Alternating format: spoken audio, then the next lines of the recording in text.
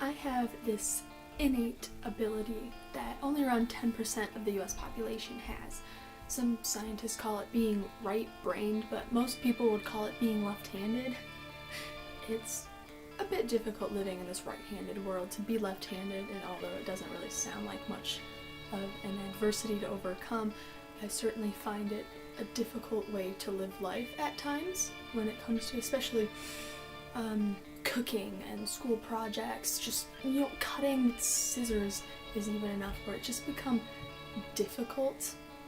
And usually we can handle it. It's totally fine. You start becoming a little ambidextrous, but it's not the best thing in the world to be left-handed. But for the most part, I had to help out myself in this case with being left-handed. There's not much you can do to train a kid unless you want to train them to be right-handed, which is not what I wanted to do. So I helped myself by training myself how to cut with my left hand, or if I really needed to use my right hand, but I'm gonna try to find scissors for that. To cook, I need to switch around the bowl so that I can mix with my left hand instead of with my right hand, so I can see the measurements on the other side of the bowl, because when you hold it with your right hand, there's measurements, but with the left hand, not so much. And I think this really changed me to be more adaptable with life in general. With driving, I had to learn with my right foot. It's basically a right hand dominant thing to do, although you may not really realize that it is. There's nothing I would really change when it comes to being left-handed, personally anyway. But what I would change, and if I did have the ability to do this, I would totally do it. But it's a little hard to change everything about this world to make it more, not right hand dominant or left hand dominant, but make it more combined and make sure everyone has a chance to do something. The only advice I have for people with this ability is to have tolerance. So for when we have to write in notebooks and we basically scar our arm from the spirals, or when we write an essay and we smear every single word, or when we go to gym class and they don't have the right left-handed equipment, only the right-handed equipment. We just have to have tolerance in order to withstand that and get through it. Should not be an obstacle that we have to face, but it is. And so all we can do is tolerate it, move forward, and then maybe with the future can come more of what we need than what we have at the moment.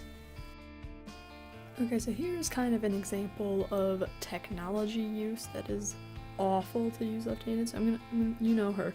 I'm gonna press this.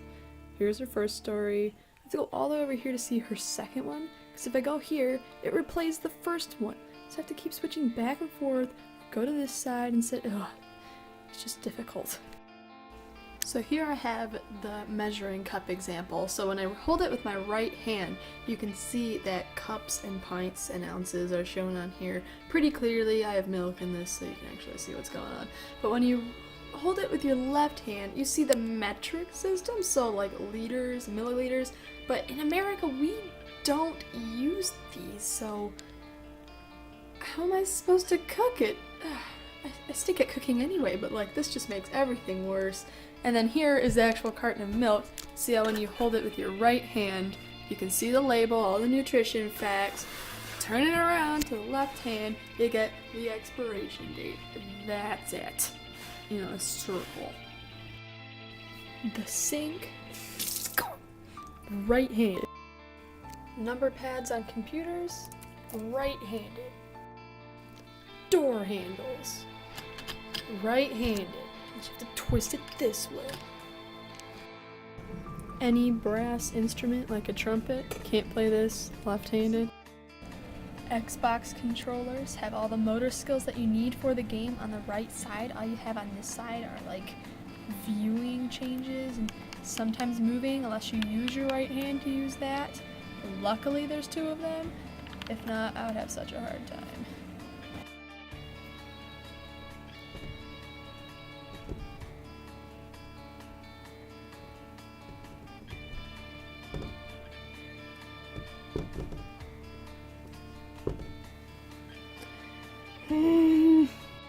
Are you good, man? Oh my god!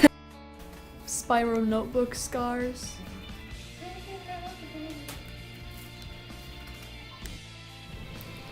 How was it raising 3 left-handed children? Was it hard, easy, indifferent? I don't think there were many differences in raising children that are left-handed, but the more I think about it, it was very easy to teach them because I could sit across and demonstrate and have them mirror my responses. However, to assist them was terribly difficult because I couldn't do what they were doing in the manner they were doing it. So if I stood to their right, everything was too far away from me. If I stood on their left, then I was actually interfering with them by using the same side or the same plane of space.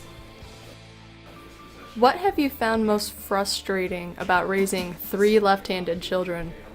I think the most frustrating thing was that the world doesn't recognize the difficulties that left-handed people encounter because the majority of the people they know are right-handed. And 2 things come to mind, both that have to do with young children. The first of which is in the elementary school. We went into the computer lab to assist the kids that were working on the computers in the media center, and not one of the mouses was programmed to be left-hand accessible. So every child had to use the mouse on the right side. And when I talked to the media teacher, she told me that it wasn't a necessity, that it hadn't come up, and so all the students should adapt to the right-handed side. And I had 3 children in that same school who were all left-handed, and she did not recognize that that was a need. The second was when my kids were taking swim lessons. They happened to be in the same pool at the same time, but had different instructors. And when I went in, my one child was struggling to breathe on the right hand of their side of their body. So when they were stroking, it was fine, but they were instructed to breathe on the right hand side. And my one child, 2 of them were fine. The third could not breathe on that side, was holding his breath for the entire length of the pool rather than trying to breathe. I asked the instructor if she could teach him how to breathe on the left side, and she said no, that it wasn't done that way and everybody had to breathe on the right hand side. It seemed like a really innocent request that would be easily accommodated, and she would not budge. And this was for little kids that were learning to swim. So before any activity, do people ever ask you what handed your child is? As a matter of fact, I don't think it has ever come up. Generally speaking, they always treat everyone like they're right-handed. Another example would be that when my child had to have blood drawn for a medical exam, they automatically went to his left side. And when I said, wait, please don't do that on the left side, and she said, why? That's what most children prefer. And I said, well, if you do his left arm, then he won't be able to use it to write or to do any activities while he's waiting for the results. And she told me that this was the first time she had ever been told that by a parent or a child. Do you have any advice you would give either a parent for left-hand children or the left-handed children themselves? My advice would be to let them make their own choices. There are very few children that are completely left-hand dominant. They often adapt to the world that surrounds them, and so therefore they use their left hand maybe for writing, but then possibly use their right hand for sports or other activities. Whereas some children are completely dominant one-handed versus the other. My recommendation would be to let them make their own choice. If they're comfortable with their choices, then they will follow through and they won't have an issue with having to adapt or work in some condition that's not comfortable.